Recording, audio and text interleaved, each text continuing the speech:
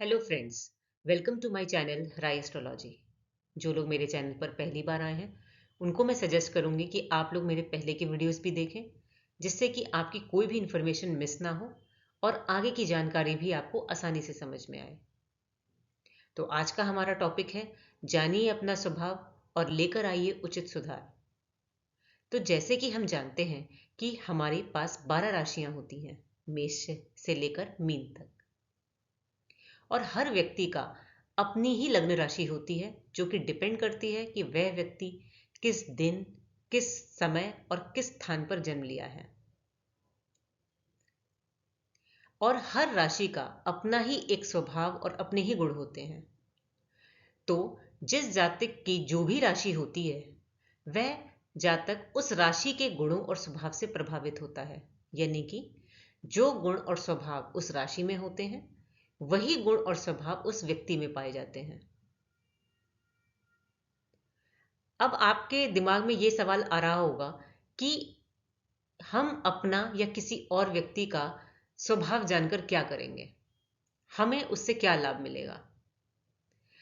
तो इसका जवाब यह है कि ज्योतिष को जानने और समझने का यही लाभ है कि यह सब्जेक्ट हमें एक एक्सेप्टेंस भी देता है।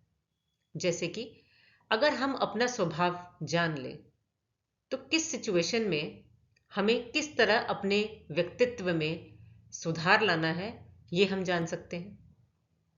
और दूसरा कि हमारे जो भी क्लोज फैमिली मेंबर हैं, चाहे वह हमारा स्पाउस हो या हमारे बच्चे हों, कोई भी हो, अगर हम ये जान लें कि उनका स्वभाव ही ऐसा है, वो किसी सिचुएशन में किस तरह से रिएक्ट करते हैं, वह उनका स्वभाव है, ऐसा नहीं है कि वह जानबूझकर कर रहे हैं।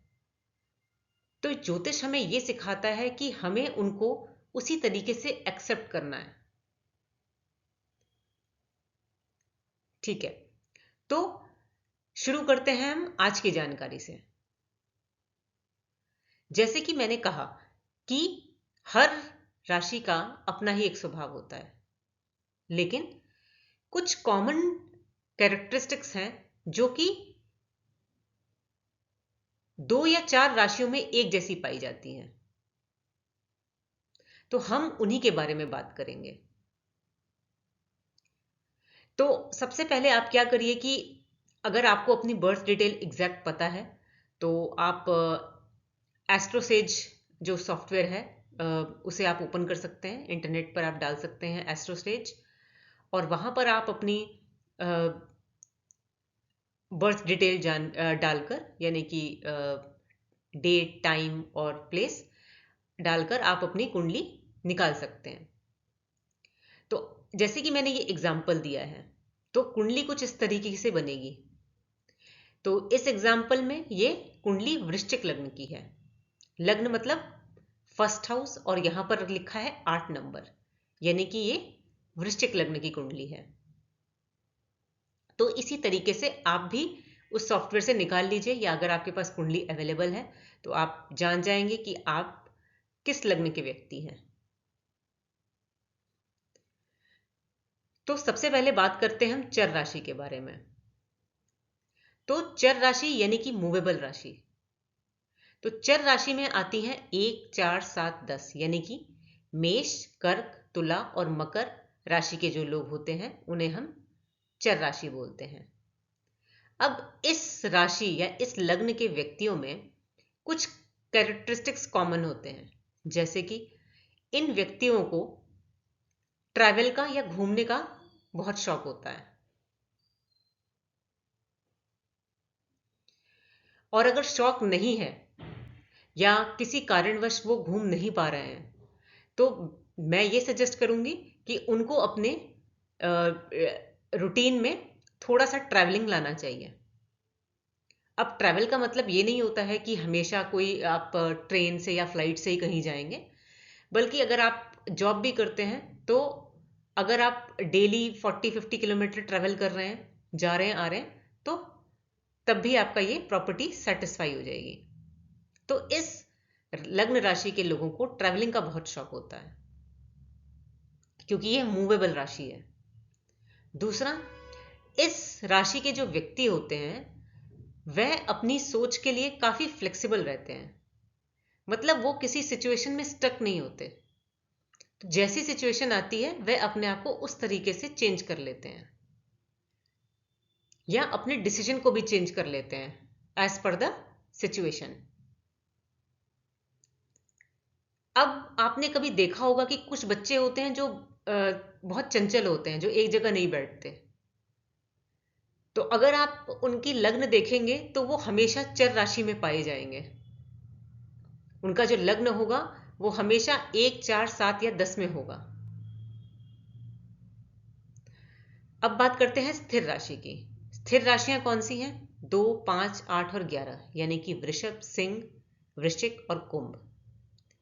इस राशि के जो व्यक्ति होते हैं वो स्थिर स्वभाव के होते हैं, यानी कि एक तो उन्हें एक ही जगह लंबे समय तक रहना पसंद होता है और अपनी सोच को लेकर या अपने डिसीजन को लेकर वो काफी स्थिर होते हैं, मतलब चेंज होना उन्हें ज्यादा पसंद नहीं आता।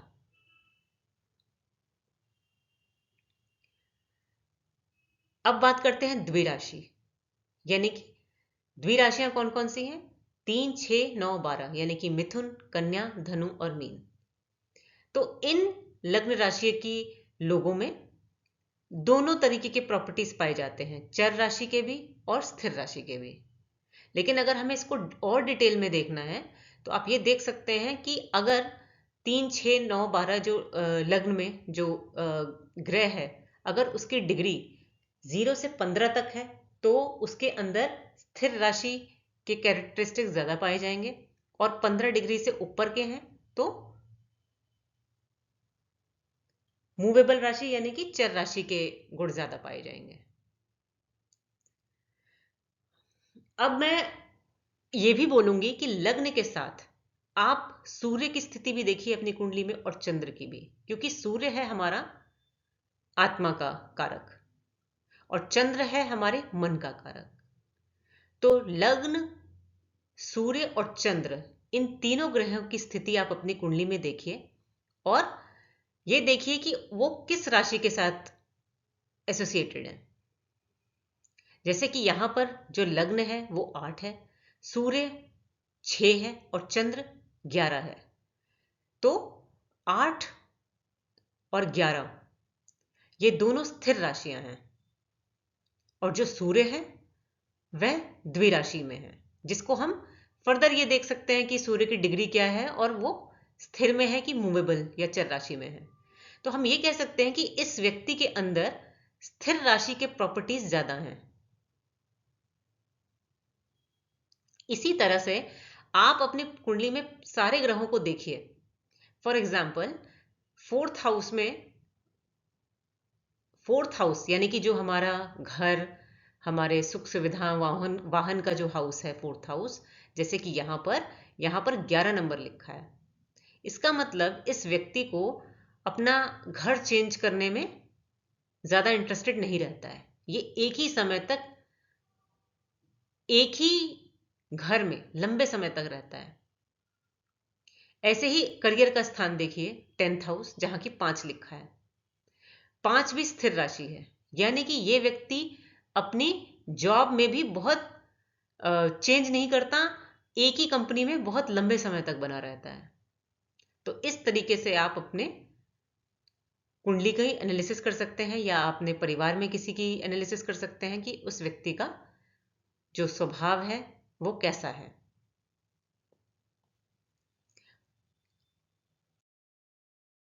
अब इसको मैं 2 एग्जाम्पल के साथ भी समझाती हूँ। फॉर एग्जाम्पल, अगर एग्जाम्पल 1 को आप देखेंगे तो ये मैंने एस्ट्रोसेज जो सॉफ्टवेयर होता है वहां से लिया है ये कुंडली। तो ये कुंडली है डोनाल्ड ट्रंप की, जो कि यूएस के प्रेसिडेंट थे पहले। तो अगर आप ये देखेंगे कि ये भी वृश्चिक लग्न के हैं, तो वृश्चिक लग्न में कौन सा नंबर, वृश्चिक लग्न के हैं और लग्न में कौन सा नंबर है? 8। और चंद्र का नंबर जहां है वो है नंबर 11, और सूर्य का जो नंबर है वो है 5।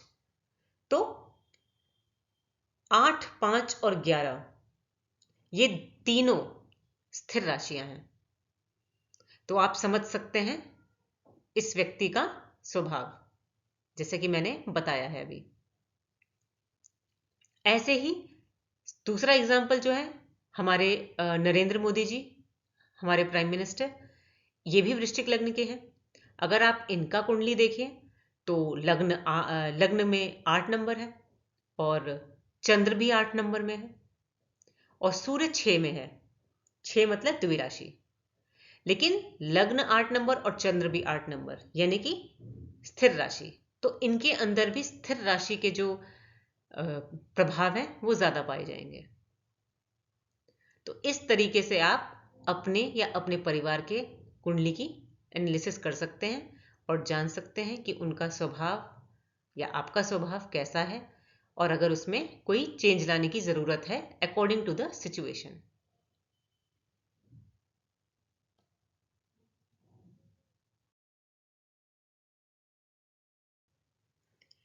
अब हम बात करेंगे वृश्चिक लग्न के बारे में। हम जानेंगे कुछ जनरल कैरेक्टरिस्टिक्स कि वृश्चिक लग्न के व्यक्तियों का स्वभाव कैसा होता है, उनका जन्म किस परिवार में होता है, उनकी संतान कैसी होती है, उनकी नौकरी कैसी होती है, वो किस तरह का काम करना पसंद करते हैं, उनके जीवन साथी के बारे में और उनको लाभ कहाँ से हो सकता है। लेकिन ये जो प्रिडिक्शन होगी वो जनरल होगी, क्योंकि स्पेसिफिक प्रिडिक्शन के लिए हमें किसी भी व्यक्ति का एग्जैक्ट डेट ऑफ बर्थ चाहिए होता है। तो जो वृश्चिक लग्न है वह मंगल ग्रह के द्वारा शासित होता है। अगर हम काल पुरुष की कुंडली देखें तो 8 नंबर जो है वो 8th हाउस में आता है। 8th हाउस का मतलब ट्रांसफॉर्मेशन या परिवर्तन। तो हम ये कह सकते हैं कि इस जातक का जो जीवन है वो काफी उतार चढ़ाव या ट्रांसफॉर्मेशन से गुजरता है। इसको हम रहस्यमयी राशि भी बोलते हैं, क्योंकि इनका जो इंटरेस्ट है वह हिडन सब्जेक्ट की ओर, जैसे कि ऑकल्ट, एस्ट्रोलॉजी, ज्योतिष या रिसर्च वर्क में होता है। इनकी आंखें बहुत आकर्षक होती हैं जो दूसरे को पर कुछ प्रभाव छोड़ती हैं। ये भी कह सकते हैं कि इनका जो जीवन है वो किसी खास पर्पस के लिए होता है। अभी जैसे कि हम पहले बात कर चुके हैं, वृश्चिक लग्न यानी कि 8 नंबर और ये है स्थिर राशि। तो स्थिर राशि के जो भी कैरेक्टरिस्टिक्स होते हैं वह सारे इस लग्न के जातकों में पाए जाएंगे।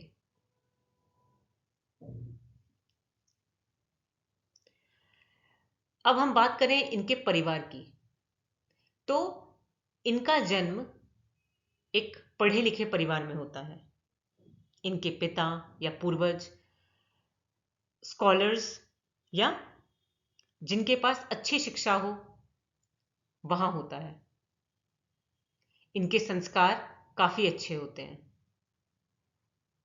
और इनके फैमिली में पढ़ाई को इंपॉर्टेंस दी जाती है। अगर हम छोटे भाई बहन की बात करें तो छोटे भाई बहन से हो सकता है कि इनका मतभेद रहे, मतलब जिसे हम डिफरेंस ऑफ ओपिनियन बोलते हैं, तो वो हो सकता है। और इनको अगर कोई क्रिएटिव काम करना है तो इनको काफी सेल्फ एफर्ट डालना पड़ेगा। इनको स्वयं बहुत मेहनत करनी होगी। अगर ये सोचें कि आसानी से कोई काम कर ले हम क्रिएटिविटी का, वो पॉसिबल नहीं है। अगर माता के साथ संबंध देखें तो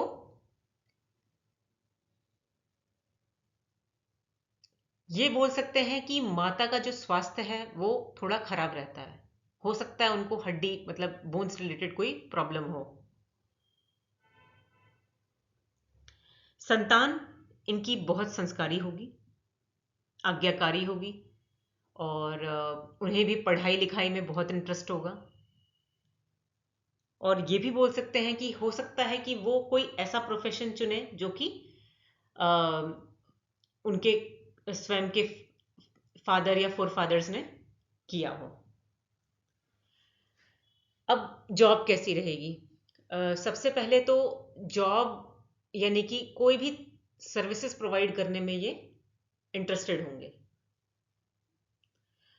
और ये पाया जाएगा कि इनके जहां ये काम करते हैं वहां पर वर्क प्लेस पर काफी कंपटीशन होगा, लोग इनसे जेलस भी फील कर सकते हैं, और वर्क प्लेस पे ये खुद भी बहुत एग्रेसिव होंगे। मतलब कि जैसे ही काम दिया वैसे ही स्टार्ट करना और जल्दी से खत्म करने वाला एटीट्यूड रहेगा। अगर हम इनके जीवन साथी के बारे में बात करें तो जीवन साथी इनका काफी चांसेस हैं कि काफी अट्रैक्टिव और सुंदर होगा, और उसे लग्जरी आइटम में सुख सुविधाएं की चीजें खरीदने में काफी इंटरेस्ट होगा। अब वृश्चिक लग्न के जातकों की जो रुचि है वो किसी रिसर्च वर्क में भी हो सकती है। अब रिसर्च वर्क का मतलब हमेशा ये नहीं होता है कि वो साइंटिस्ट ही हो। हाँ, साइंटिस्ट हो सकता है, बट कोई भी ऐसा काम जो बहुत डिटेल ओरिएंटेड रहकर करना होता हो, तो उस तरीके के काम में इंटरेस्ट हो सकता है। पिता से संबंध उनके मतभेद रहेगा, लेकिन अगर ये लोग अपने पिता से दूर रहें और समय समय पर आना जाना रहे तो संबंध में सुधार पाया जा सकता है। करियर में देखा जाएगा कि ये लोग जो भी काम करें, जैसे जैसे इनका उम्र बढ़ेगी वैसे वैसे ये सफलता पाएंगे, और अपने जो भी काम करें अपने काम में ये लोग प्रसिद्धि या फेम जरूर पाएंगे। अब अगर हम बात करें लाभ की, तो इनके जो फ्रेंड्स होंगे वो काफी इंटेलिजेंट होंगे, इनका बहुत बड़ा सोशल सर्कल होगा, और अगर ये किसी बड़ी संस्था से जुड़कर यानी कि एमएनसी या कोई बड़ी कंपनी एनजीओ से मिलकर काम करेंगे तो इनको काफी लाभ होगा। इनके जो छोटे सिबलिंग्स होंगे वो भी काफी इंटेलिजेंट होंगे, और उनका हल्का सा थोड़ा बिजनेस माइंडसेट भी हो सकता है। अब ये लोग खर्चा भी जो इनके एक्सपेंडिचर हैं खर्चा, वो भी अपनी सुख सुविधाओं के लिए या लग्जरी आइटम के लिए करेंगे, और जैसे जैसे इनको लगेगा कि इनके पास अब अच्छा पैसा आ गया है, ये लोग स्पिरिचुअलिटी की तरफ बढ़ सकते हैं। तो देखा जाएगा कि लेटर पार्ट ऑफ लाइफ में ये लोग बहुत ज्यादा स्पिरिचुअल हो गए हैं। तो ये थी जानकारी वृश्चिक लग्न के बारे में, लेकिन मैं फिर कहना चाहूंगी कि ये जनरल कैरेक्टरिस्टिक्स थे। तो अगर स्पेसिफिक इंफॉर्मेशन के लिए पूरी कुंडली अच्छे से एनालिसिस करनी पड़ेगी कि कौन सा ग्रह कहाँ बैठा है, किस स्थिति में बैठा है। लेकिन हाँ, ये जनरल कैरेक्टरिस्टिक्स हैं। अगर ग्रहों की स्थिति बहुत खराब नहीं हुई तो ये जनरल कैरेक्टरिस्टिक्स वृश्चिक लग्न के जातकों में पाई जाएगी।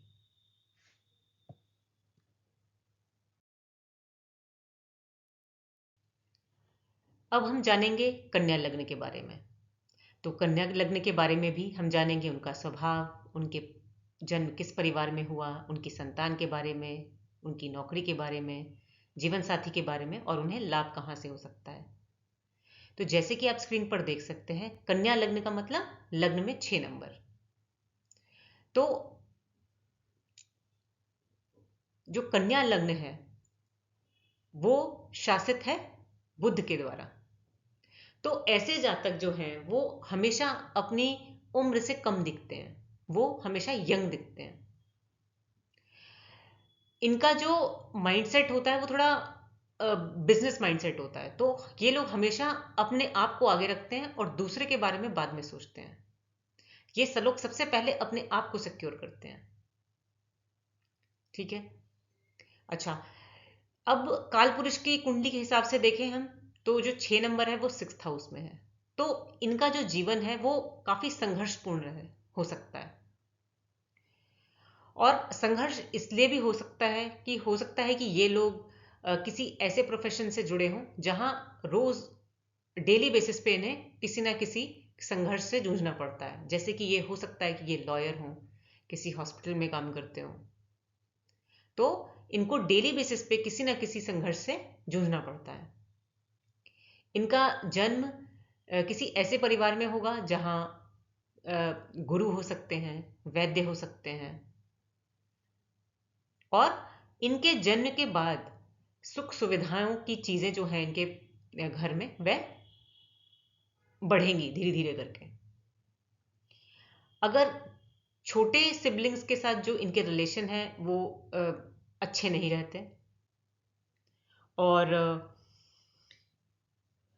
ये भी देखा गया है कि जो इनके सिबलिंग्स हैं वो भी काफी एक्टिव होते हैं, और आपका जो इंटरेस्ट है वो स्पोर्ट्स की तरफ भी रह सकता है। आपकी माता जो है वो आपके लिए गुरु समान होंगी, यानी कि आपके व्यक्तित्व को और आप जो हैं उनको बनाने के लिए आपकी माता का पूरा हाथ होगा। संतान के साथ आपको थोड़ी मेहनत करनी पड़ेगी उसकी पढ़ाई लिखाई में या उसको गाइडेंस देने के लिए। अब आप जो भी जॉब करेंगे वहां पर आपको बहुत ही कंसिस्टेंट और लगातार यानी कि एफर्ट डालना पड़ेगा, तब जाके आपको सक्सेस मिलेगी। देर होगी बट हाँ, सक्सेस जरूर मिलेगी। अब आपका जो जीवन साथी है वह पढ़ा लिखा हो सकता है और वह संस्कारी परिवार से होगा। वो टीचर या एडवाइजर जैसे फील्ड से हो सकता है। इनका जो इंटरेस्ट है वो किसी टेक्निकल फील्ड से हो सकता है। तो हो सकता है कि इनको कोई भी लेटेस्ट टेक्नोलॉजी की मोबाइल आया तो इनको सबसे पहले खरीदना है, या कोई अगर ये टेक्निकल फील्ड में है तो कोई भी लेटेस्ट टेक्नोलॉजी आए तो इनका इंटरेस्ट वहां रहता है कि उसे जल्दी से सीख लें। अब अगर करियर की बात करें तो इनका जो माइंडसेट है वो बिजनेस माइंडसेट है। तो हो सकता है अगर ये जॉब भी कर रहे होंगे तो वहां भी बहुत ध्यान रखेंगे प्रॉफिट का, लॉस का, और अगर बिजनेस करें तो इनके लिए काफी अच्छा रहेगा। इनका जो सोशल सर्कल है उसमें ये बोल सकते हैं कि ये काफी मूडी रहेंगे। अपने मूड के हिसाब से कभी ये काफी सोशल हो जाएंगे और कभी मूड के हिसाब से अपने आप को काफी आइसोलेट कर लेंगे। अब 12th हाउस है स्पिरिचुअलिटी का, तो इनका जो कर्म ही इनके लिए स्पिरिचुअलिटी है। जितना ये अपने आप को काम में व्यस्त रखेंगे उतना इनको स्पिरिचुअल फीलिंग आएगी। तो ये थी जानकारी कन्या लग्न के बारे में। तो आज का वीडियो हम यहीं पे ख़त्म करेंगे। अगर आपको मेरी दी हुई जानकारी अच्छी लगे तो आप इस वीडियो को लाइक करें, शेयर करें और सब्सक्राइब करें, जिससे कि जब भी मैं कोई नया वीडियो डालूं आपके पास ऑटोमेटिक अपडेट आ जाए। और अगर आपकी कोई क्वेरी है तो आप मुझे इस ईमेल आईडी पे लिख सकते हैं, मैं आपको आंसर करूंगी। तो आज के लिए इतना ही। Thank you.